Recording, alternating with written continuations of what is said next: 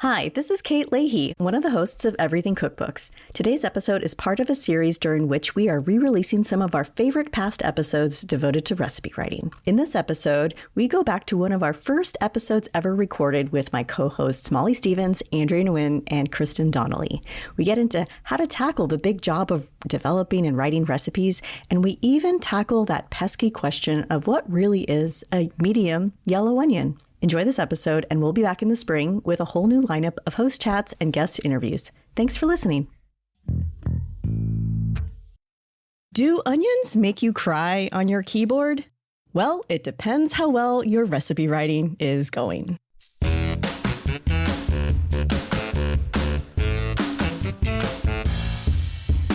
Welcome to Everything Cookbooks, the podcast for curious writers, readers, and cooks.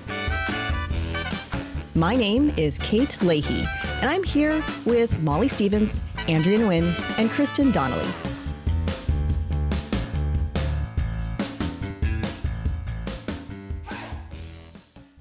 How is everyone today? Doing well, Kate. All right. Good.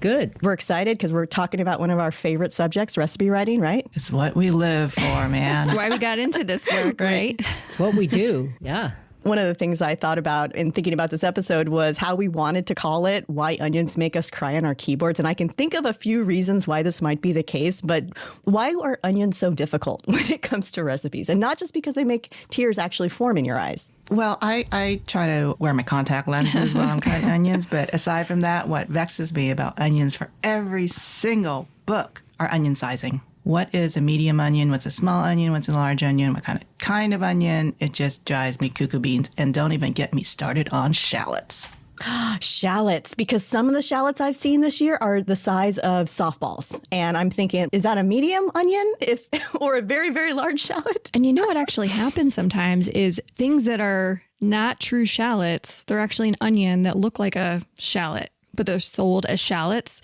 So that's what makes it extra confusing. And you would know because you spent a lot of time researching onions and shallots, all of those alliums, right, Kristin? Yeah. So shallots generally always grow with like multiple bulbs attached. If it looks like it's probably just one bulb, like it was never attached to something else, it's likely an onion. Oh my God, it's a wannabe shallot. A wannabe shallot. Well, yeah. Wannabe shallots. Dang. Oh, man, I think we just broke some ground right here on onions. And then yellow onions, white onions, Spanish onions, sweet onions. Are you specifying? Does it matter every time? Right. Sometimes it does. Sometimes it doesn't. Yeah. And then the chopping, like, this is where I get stuck because, you know, a lot of times I'm not doing a finely chopped onion. It might be calling for what technically would be like a half-inch dice, but then a half-inch dice sounds so darn fussy. But if you say roughly chopped, that implies to me like you're just hacking at it and it goes into stock. So like, what do you say? A lot of times I just say chopped and just let people figure it out. But, I don't know if that's the best thing to do. This is why onions make us cry on our keyboards. We're not even near an onion when they make us cry. It's when we're staring at a Word document trying to make sense of how to tell people what to do with a freaking onion in a recipe. So, okay, I'm going to get serious. This is really at the heart of what this episode is all about, and that is recipe writing and recipes and creating the best recipes you can. So today we're going to go through how to curate that awesome recipe list, how to write those recipes, develop those recipes, and test them, because developing recipes and testing recipes are different. So we're going to talk about why they're different. And sometimes recipes do make you cry, but if you have good systems in place, you can get through those setbacks. So I'm going to dive in here. The previous episodes, we've talked about making the deal. We've talked about writing a proposal. We've talked about getting an agent. And in that whole process, you had a recipe list. But when you finally have your deal signed, you actually have to face that recipe list and think, oh my gosh, is this the book that I meant to write? So, I just want to throw it to Andrea. When you had your proposalette, it gets greenlit. What do you do with that recipe list that you wrote maybe a few months before? Do you go back and assess, is this still the recipe list you want to create, or do you have new ideas? Well, to tell you the truth, when I write a proposalette, I only have like the chapter outline. I don't have a table of contents. I know you guys are going to like think I'm the bad, disorganized author, but I am a semi-organized person. I just want you to know that because I make the excuse that the rest of it is all about creativity. And the creativity starts actually with fear after signing that book contract. And so when I look at the outline, I start with oftentimes the pantry, because I think that the pantry recipes are frankly the soul of a book. And then what can I do with the pantry recipes to build out the recipes from the rest of the book? And so my cookbooks are like driver's manuals, they're teaching tools. And so what can I do to use that recipe list to convey the lessons that I'm looking to convey across the board and help people be better cooks? Andrea, when you say pantry, a lot of cookbooks have a pantry section where they say these are the things you need to buy or have in your house or have in your kitchen. But what I think I'm hearing you say is it's a little bit different in their pantry recipes. Right. They're like, the go-to recipes that you need to make dumplings so that you just like have them within reach. Just sort of, I think of them sort of like a restaurant's pantry recipes, like they're not going to be like what every single cook's going to do. But if you've got some specialty item, you're going to reach for those things. Like with banh mi sandwiches, there are the pickles, and maybe if you want to bake that bread, and then the cold cuts, those are the pantry, the heart of what you can do to like just do that beautiful dance and turn it in all different directions to make that a lot of different recipes within the book. Like building blocks. Yeah. Oh, so well put. Thank you. Yeah. So you're figuring out what those building blocks are, and you're mapping out the book after the proposal lead is sort of been greenlit. Yeah. And, and sometimes you guys, like the stuff in the pantry chapter gets dropped after a while because I'm like, oh, I only have them use it once. That's kind of stupid and useless. That's actually a really good point. When you're looking at your recipe list, you also have to start thinking about the balance and how, like Molly, how do you balance out your books? Like your books can be quite long, and that's a lot of juggling and a lot of recipes to balance out. How do you do it? Go back to what Andrea said. Fear is, I think, an operating principle here for a lot of this. And I do have a very detailed recipe list, table of contents when I write the proposal. It's in there. I don't want to say it goes out the window when I start actually writing the book, but it never looks like what the original proposal said. And this whole conversation makes me think of an interview I heard recently with Brian Ford. Brian is a bread baker, Instagram star, a blogger. He's had his own TV show, and he was talking about how stressful it was to write his own cookbook. He wrote a cookbook called New World Sourdough, and he was explaining how step one is realizing it's a daunting process. It's incredibly stressful. He described it as this danger zone where you're just overwhelmed by the prospect of writing a whole book. And I just thought it was a really good recognition of that first step, accepting that it's overwhelming to put the whole thing together and then getting down to work from there. I see. So it's sort of when you get started, you're looking at the scope of a book and all the recipe components you need in it. But then at the end, you're also looking at the scope of the book and seeing where you can prune or modify or what's missing. So it kind of happens often, like throughout the process. It doesn't just happen once. I mean, Kristin, when you're working with a co-author, how do you work with them to balance that recipe list, curate those recipes, tell them you have too many sous vide recipes and not enough, Dutch oven recipes or whatnot? So what happens? It is somewhat similar. You're looking at it from the beginning, but then also kind of have a check-in in the middle. And you'll say like, oh, yeah, we have too much of this technique, or we're missing something with this ingredient. I am such a spreadsheet person, so I organize everything in a spreadsheet and I create lots of fields. So the fields will be like the recipe title, but then it'll also have something like the potential chapter, the main ingredient. If the chapters are not like your usual starter, main, etc., then I'll classify them that way, as well as like the status of the recipe. So like, is it in development? Is it in testing? Has it been sent out? I'm just like constantly sorting that spreadsheet throughout the process. That also helps me see the balance. That is awesome. I think that spreadsheet technique is really, really key, especially just to get the snapshot of your book as it progresses. I think actually I want your spreadsheet. I want to see that template. I'll have to ask you to share it. And so how did you figure out, was that something that came from your magazine development, or was that something that you came up with on your own? I just like a good spreadsheet. And actually, I think for other books, I've worked within Microsoft Word, but more recently I've been using Google Docs. And then what's cool is you can, let's say if you're developing in Google Docs, you can then create a link in your spreadsheet that will link to your recipe. So that was another thing I did for myself, but also with collaboration. That way, when I'm collaborating, we always know we're working on the same document. And within Google, you can go back and see versions. So you're not afraid of like losing something because it never truly is lost. The amount of time I've spent sorting out versions on a Word document. Is this version 1, 1.2? Someone's relabeling it something else. It's like on some file somewhere. Yeah, I can see the Google Doc process being so much cleaner. If I'm working by myself, I will use Scrivener. It's a book writing tool. I am tempted to explore Scrivener. I'll have to look into that too, because I think, sometimes I think of, do I want to spend the time learning a new tool? But then at other time, well, it could save me time in the end if I actually learn how to do it. So it seems that when curating a recipe list, it's something that you do throughout the process. You have to go back to what your book is really all about and kind of make sure those recipes are really tying back to your theme. And that theme should have been pretty clear in whatever you pitched to your agent and your publisher. And if it wasn't, you're all of a sudden, this is now a sourdough baking book and I did not pitch it that way. Well, then you're going to have a serious conversation. And I think as an editor pointed this out to me years ago, that a book is not just a bunch of, it's not just a bunch of recipes. We talked about that a lot, right? And yet we start with recipes. And so for me, this process, it's sort of when you're trying to make a snowball, if the snow's not right, it won't hold together. And the beginning of a book project for me is that it's not holding together. It really is still just a bunch of recipes. And even though they're the recipes that were on this outline, they don't coalesce, they don't hold together. And then at some point in the process, and whether it's you have 15 recipes or 50 or 75, or it doesn't really, the number doesn't matter, but at some point it starts to coalesce, it starts to hang together and have this sort of life beyond, bigger than the recipes themselves. And then that's the feeling of like,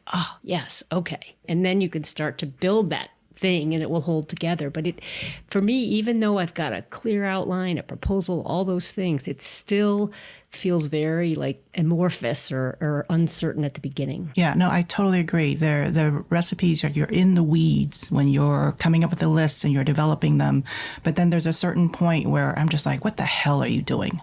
And once the chapters start coming back and I can see so clearly that there is an arc, that there is a story I'm telling, that there is motivation in having this book in print, that I have something to say, then I'm like, okay, I'm there. And that's where that snowball is at the top of the mountain. And it's like downhill from there, right? Right. That's like you're building your walls and you're building that house and you have maybe the furniture's all the recipes, but you're not going to just put all the recipes in the same room. So you got to figure out those rooms. And I think that kind of goes back to just the spirit of creating. Cookbooks really are creative projects, and you're not just curating recipes. You have to have that story arc. You have to have, as Andrea said in previous episodes, you have to have something to say.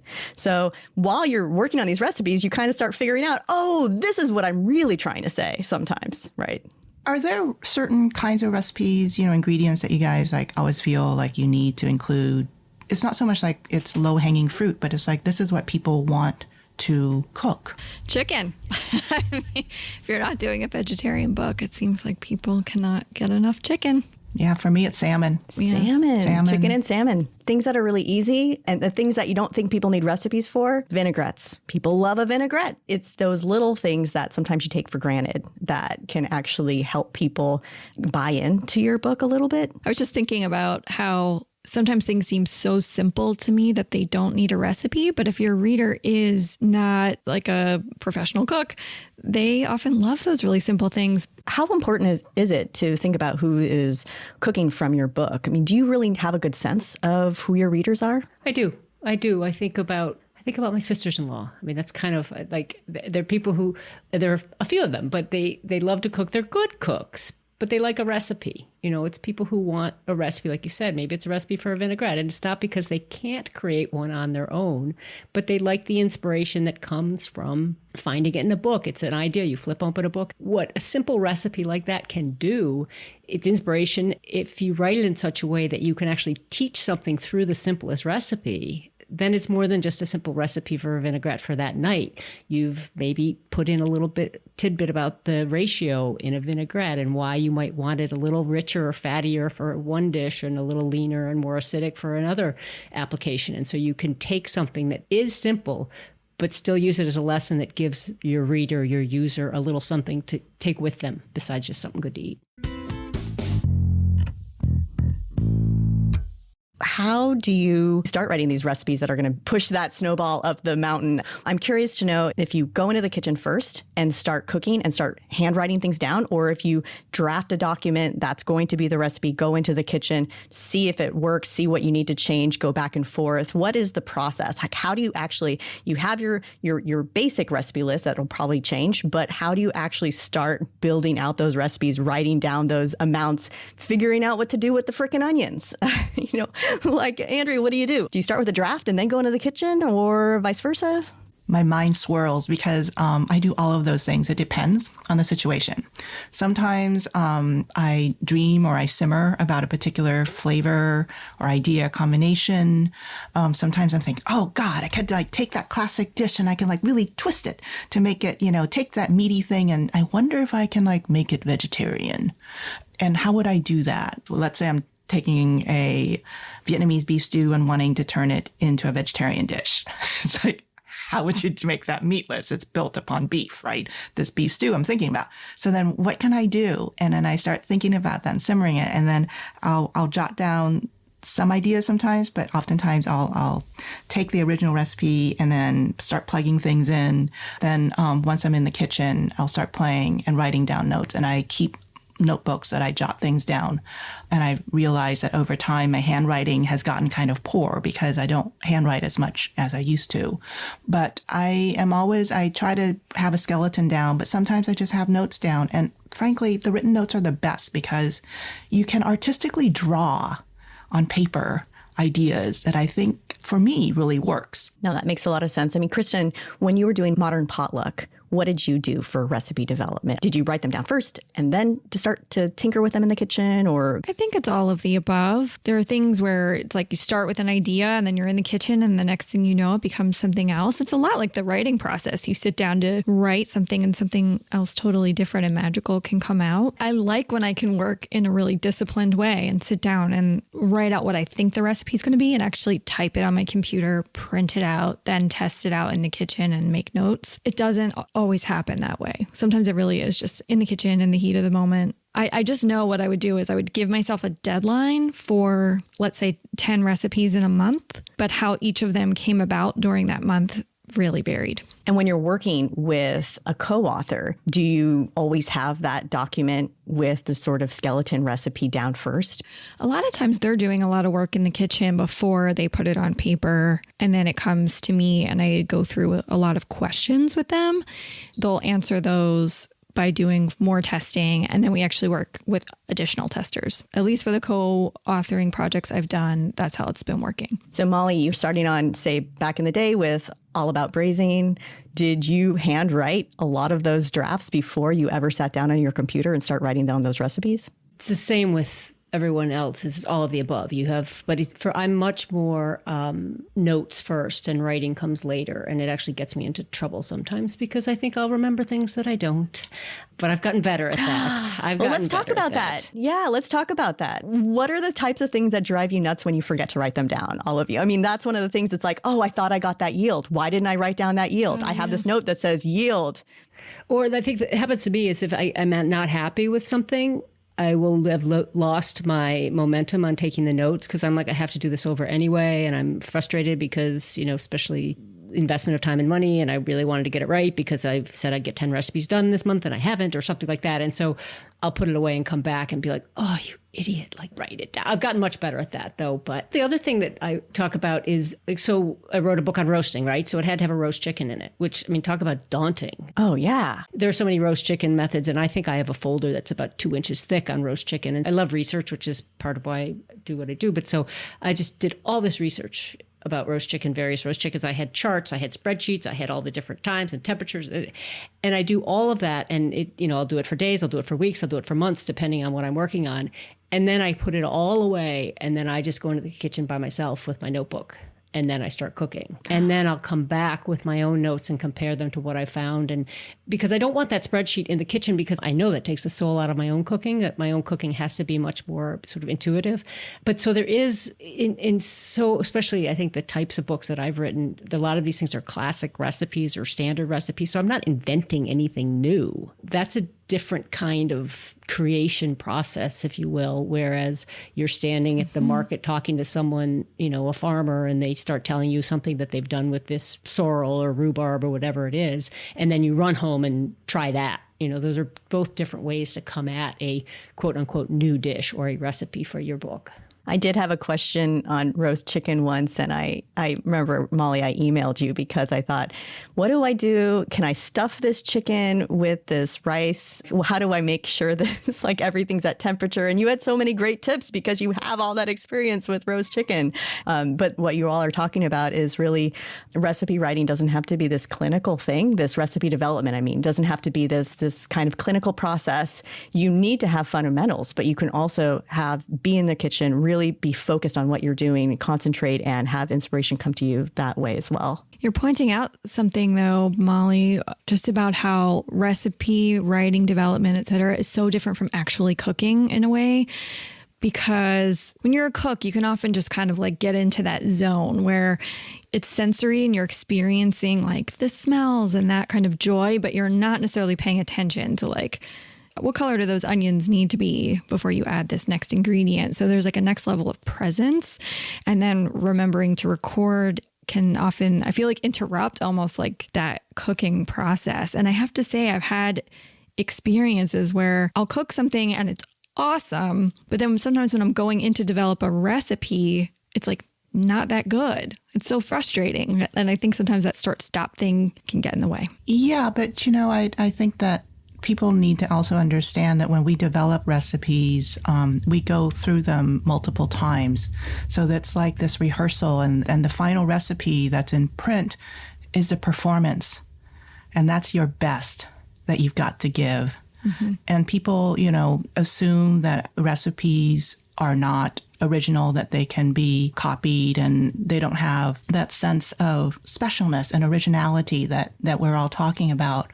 And frankly, I just think that's just a bunch of hooey, because, you know, you put your imprint on that roast chicken, Molly. Same thing with the Burma Superstar tea salad recipe, Kate, that you put together. And all the knowledge about alliums, Kristin. I mean, that's all original information. And so people can take a look at a recipe, you know, and legalize it to death and say, well, all you did was say, stir in the sauce, whatever, you know, stir in the ingredients. And there's nothing original about that. Of course not. But like in totality, that is original work, and it needs to be recognized. And that's work that, you know, we've like honed before it gets to print. Mm-hmm. That's a really good point, especially now that plagiarism is always a sticky subject in any kind of creative field, but it's definitely something that's been talked about a lot in recipes for many years. When do you know you need to attribute something to somebody else's creation in your own work? When do you kind of look at that balance to think, okay, I've got inspiration from this one recipe. It's my recipe because I'm changing things, but I know I need to give this other author attribution. How do you kind of strike that balance? Well, it's funny. In Modern Potluck, I give a lot of credit because I was just finishing working at Food and Wine magazine when I wrote that book. So I had so much inspiration from like so many awesome people, so many people I had worked with over the years. And so I knew exactly where an idea came from. And a lot of times it was like, I was inspired by this person's this and this person's this, and I put them together. I remember somebody writing up about Modern Potluck, almost criticizing the fact that I give so much credit throughout. Like, I'd have to find it, but it was one of those things where I'm like, I feel like we should just give a lot of credit. It's so in the spirit of potluck to do that too. Yeah. I guess that's true. I guess that's true. But I also can see where when you're developing a dish like a roast chicken, thousands and thousands of roast chicken, and like maybe there's little pieces of inspiration coming from here and there, but it might be very hard to attribute it to like a single person or even a couple of people. In that case, you wouldn't necessarily attribute like to the 500 versions of roast chicken that you looked at before you did that recipe, you know? Right, exactly. Yeah. With my book Wine Style, I have a recipe in there that is not the recipe that I made while working at a restaurant called Terra in the Napa Valley. However, the idea for the dish came from, I remember we used to do this smoked salmon, this chilled angel hair pasta with smoked salmon, and we'd finish it with caviar. My recipe has nothing really to do with that, but there is that kernel of inspiration. And I thought it actually makes the head note make more sense in a way than just me putting this dish together. It actually has a little bit more character having that attribution.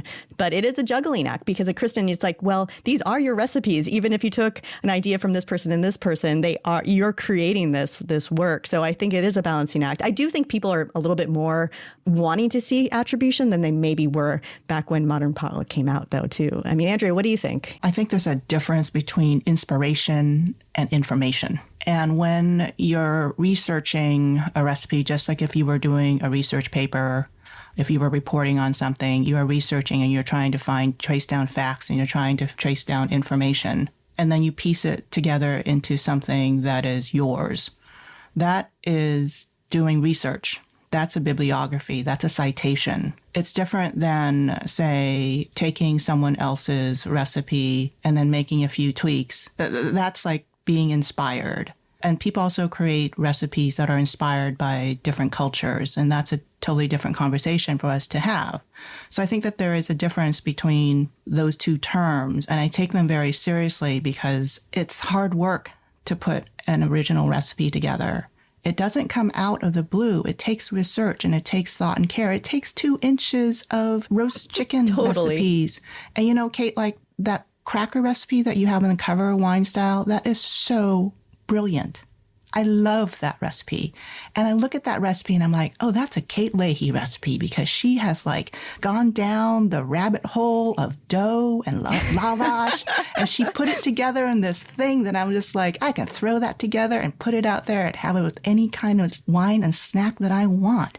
And it's brilliant. You don't need to attribute anything to that except for Kate Leahy's experience as a writer and researcher and cook. Oh, thank you. Yeah, that's true. I mean, we can't sell ourselves short. We need to attribute when it makes sense to, but also we know that a lot of hard work goes into these recipes. Do you save printouts just in case somebody came to you and say, hey, I think this is my recipe? And you're like, no, this is not your recipe because I have, all these printouts. I have this whole folder of all these drafts that I've done to get to the final product. I mean, do you all think of that kind of thing? Or maybe I'm just paranoid? It's funny. I've never thought of that's why I save them, but I do for each.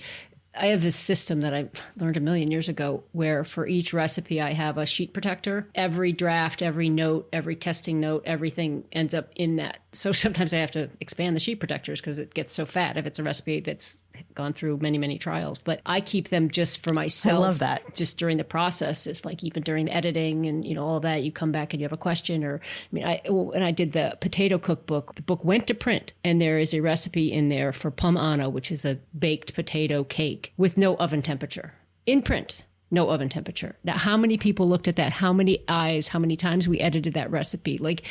These things happen. And onions make you cry. My God, everything makes you cry. When something like that happens, it's like, that is just so heartbreaking to have that happen. But at least I was able to go back and find it and, make an addendum. And what I wanted to say about attribution, and we're all cooks. We've been cooking our, however many decades. So all of our cooking is influenced by all the people we've cooked with, the people we've learned from, the books that we've read. So there's no way that you could, include all that in a head note. But I feel like in your heart, in your soul, if it's your recipe or if you're borrowing someone. I think there's just a certain level of integrity comes down to whether you call this your own or whether it is something that you want to say you've adapted it from somebody else. Here's a situation that happened to me at one point. I worked on a short stack edition, these little, it was 20 recipes about a single ingredient, cool little pamphlets. I did one about cauliflower. And while working on it, I realized how much when cauliflower is blended with broth, it just behaves a lot like a bechamel. I touch on it in the short stack, but then I did some recipes for Serious Eats. That was like a vegan fettuccine Alfredo using the cauliflower puree and I think maybe some miso. I know I developed it in my own kitchen, put it up. And then somebody was like, this is so-and-so's recipe. And I like go down the rabbit hole and I'm like, it is kind of similar to this woman's recipe. Like I didn't even know it existed. And it was one of those things I'm like, should I have Googled this beforehand? Or her recipe had been up before mine. So I do think sometimes people come to things when there's something in the air, like cauliflower has been in the air as a healthy substitute for a long time. People come to things or the same thing in a different way. But it was one of those things I felt really awful. Like, oh no, I totally did not mean to copy this woman's recipe. And it's not at all word for word, but I can see why somebody would say like, that's her recipe. Well, I guess that will come down to the style, the ingredients, the process, the method.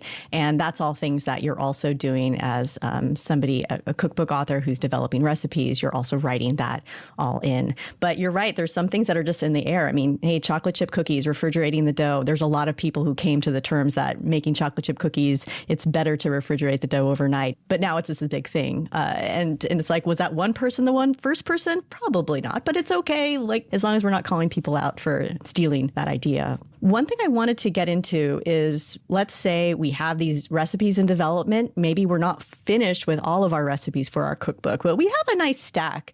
What is the difference between recipe development and recipe testing? How does the testing work when you are working on cookbooks? I mean, Andrea, we've talked a little bit in past episodes about how you work with testers, but at what point do you get testers involved? It gets to the point where I'm feeling like, I'm there. I'm ready for prime time and things are working. I have all my cues in there. I have I have a head note and all that stuff. And I send it off to them. So you have a head note at that point? Oh, yeah. My recipe testers are all volunteers.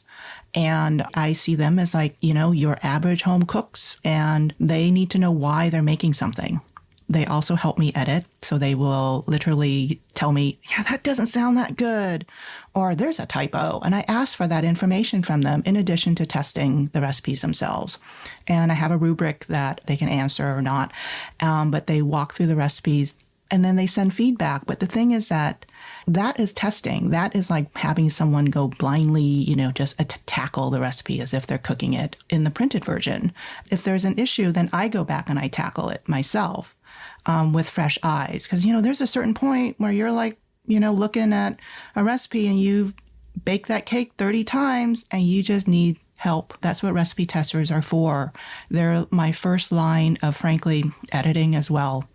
It can be a daunting, humiliating task sometimes when they point out misspellings. And you're like, oh, man. But it is a 65,000 word document, that manuscript. Keeps me humble, keeps me honest. But recipe testing is not the same as developing. It's you're opening yourself up to scrutiny. Well, that's a really good point. What you're saying is that they are taking the recipe as you've written it and just taking it through the progressions. They're not changing anything. They're not saying, I'm going to add 1 cup of rice instead of half a cup because I just feel like this will make this recipe better. They're not doing that. They just have to do it exactly how you've written it. And that's the big difference between developing. It's not quite as cut and dry. You're not asking the testers to make your recipe better. You just want them to be your beta reader, your beta cook. Yes, sometimes you do that. And sometimes you guys, like my recipe testers, some of them have been with me for years and they off-wrote it. Off-wrote it. They'll be like, I didn't have this, so I tried that, but I'll do it again. So they'll sometimes just voluntarily like double test for me. That's cool. Especially during the pandemic when it was so difficult to get ingredients and stuff. And they would try things. And sometimes they wouldn't read all of my directions and they'll use a different quality of ingredient and they'll come back and they'll say, I didn't have that quality of rice paper you specify. So I tried something else. And you were right. It was like really hard. But here is a solution. So they actually help my recipes be better. That's cool. That is really cool. Great description of it. I worked on the Best American Recipe series books for a long time. And one of the things I learned from that experience is that a recipe that you can off-road and still work in many ways is the best kind of recipe. So I think if you had testers that would do both, like follow it, verbatim the way we expect our recipe tester to do it, but also to take it in another direction, it still works. That's a recipe you want to keep, one that you really can't screw it up even if you try. I worked with testers for Modern Potluck, and one thing it taught me actually is to work with testers who are going to be in the audience for your book. So that book, it's certainly not advanced, but it's for people who are used to cooking and used to cooking with a lot of whole ingredients. And then there was a woman who tested for me who's very nice, but she wanted everything to be like, can't you just get the canned version of this or like I was like, okay, she's not my audience. So like I appreciated her feedback, but I took some of it with a grain of salt. Speaking of salt, I think she also wasn't using salt. Oh, yeah, even though that was my suspicion, because like just the way some of the feedback was. Because it was almost like, can't you add this salty sauce? I use a range of testers. So I have... That's smart. Sometimes I'll send the same recipe to different testers to see same thing. Somebody who, some, I don't have like Andrea, I don't have a flanks of unpaid testers, but I do have some volunteer testers, and then I have some paid testers that I work with. And I use a worksheet for everybody, gets the same worksheet. And the first thing, you have to give it a grade. And if it doesn't get an A+, it doesn't work. But I put all the grades up there because I do want to know. Like if you're going to give it a B or a B+, or even, I need to know that. So it has an actual grade. And then Is it worth the effort is the second question. Because remember, these are my recipes, so some of them are long. And I want to know, is it worth the effort? Because that's the second thing. Like if it's a complicated recipe, but it delivers big, okay, that's fine. There's place for it. But if it's a complicated recipe and you say, meh, then I need to know that too. So those are the two questions I always ask at the top. And then I have some more specific questions. But every recipe comes back with a worksheet. That's great. I work with this one person who loves baking for baking testing. And she had the best feedback for a baklava recipe for the lavash book, where I had this complicated thing. You had to have 3 balls of dough and they had to be different sizes. And one had to be smaller and one had to be larger, and then there was a middle one. She had a clever way of, instead of me saying 65 grams for this and 85 grams for this and 55 grams, she's like, what if you just pinch off a little bit from one of them and put it on the other one, and that'll be the bigger one, and then the other ball will be smaller, and you keep one in the same. Then you got, and I was just like, wow, thank you. Because she was getting confused reading how I had written the recipe. So yeah, testers are really fabulous, great people. And I would say that if you are new to the cookbook world and you want to get your feet wet and you just want to be involved, asking to test recipes, maybe a couple of recipes just to sort of get a feel for what goes into a recipe test is a great way to make connections in the cookbook world. So with that, I think we have so much to say about recipes, and I want to continue all the recipe conversations. We're definitely going to talk more about head notes and recipe style and what a style guide is and how you write your recipes. Is it 1 tablespoon? Is it 1 TBSP period? But for now, I think the key takeaways are, make sure you're looking at your recipe list, you're developing your recipes, and you're going into your kitchen. You're just taking a lot of notes. You're gathering a lot of data, and you're keeping all that data, because when you do have your edits back, you might find out that you need to know if that yield is 1 cup and you forgot to include that in your notes, or the oven temperature was left off the recipe and you need that in your notes. So keep all your notes. We'll worry about the specifics on the style of what those recipes look like later in a different episode. And finally, recipe testers are valuable and we need them in the cookbook world more than ever. All right. Let's do lightning round. Okay, so when you're writing a book, you could be a plotter or a pantser, someone who writes by the seat of your pants. I feel like in recipe testing, and developing, we're sort of plotters and pantsers. We're like plotting out the recipes, but we go in the kitchen and we start pantsing and go, oh, I forgot, actually using this spice in here is going to make all the difference in this recipe. So I think it's a little bit of a balance. Molly, I'm going to start with you this time. What's the one key thing that someone should think about when they are starting their cookbook recipe writing process? You really got to get in there and cook your pants off, as you be a plotter and a pantser, but just cook your pants off. And as you said, take the notes.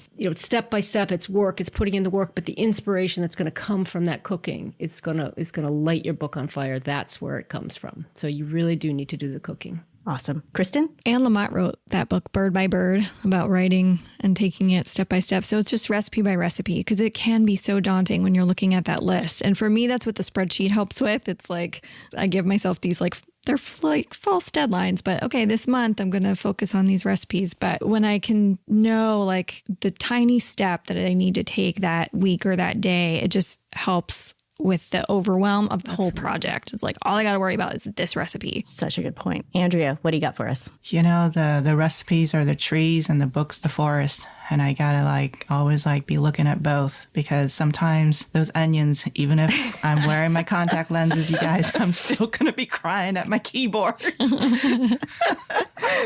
And I'll say that your mom is also going to ask you, why do you say scallions? Because it doesn't say that at the store. Yes, my mother, there are people who will always keep you true. And mothers are one of them. I love it. And I will say, just make sure you write down more information when you're developing recipes than you think you need. There'll be always something that you just didn't think you needed to know at that time. You can always cut that information out later, but it's really hard to find it. You'll actually have to just redo everything. Get your scale out, weigh it all, even if you don't use weights in your recipes at the end. Just, gather your information. So these were awesome tips. Thank you all. And we have one last tidbit before we wrap up today. We want to talk a little bit about something we learned from a book, either about recipe writing or just cooking in general, or just a source of inspiration. Molly, I think you have one for us this week, right? Yeah, I do. And I wanted to share with you a book called Colombiana by Mariana Velasquez. It's a source of inspiration for me. And I don't know if it came at a time when I needed inspiration, but it's really funny because I wanted to share this with you. I hadn't realized it'd be in the context of this conversation, but it's sort of beautiful that it is, because this book is like a love letter to Mariana's home country, Colombia. And Mariana is a food stylist, and it is such a beautiful book. It's almost like there's something, I don't know, film-like. There's this lushness to it. There's just, lots of photographs, and it's not my kind of book. It's very lifestyle-y, but I find so often that lifestyle books, that's all they are. But this is a book that's filled with warmth and context. It's elegant, it's lush, but it's also crammed with information, and you really do learn about the food. And I think one of the things that makes it so warm and weighty is that when they were going to shoot the book, the photographs for it, they had a plan to go to Colombia and travel around in 10 days and do all the photographs there. And then the pandemic hit and they couldn't. And so they had to film it in Brooklyn and in upstate New York. And something about that longing. Gentle and Hires did the photography for it.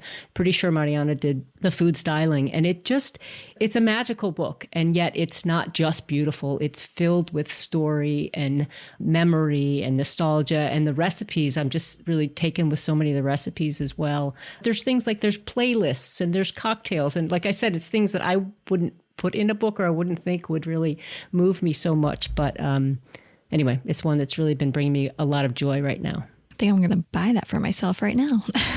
Molly, thanks so much for sharing that beautiful book. And we will put a link to that book in our show notes, as well as, Kristin, I might have to ask you to share your spreadsheet in for our show notes as well, because that sounds pretty helpful. It's a good idea. And on that note, we're signing off from another episode of Everything Cookbooks. Bye, everyone. Thanks, Kate. Bye. Bye. Thanks for listening to Everything Cookbooks.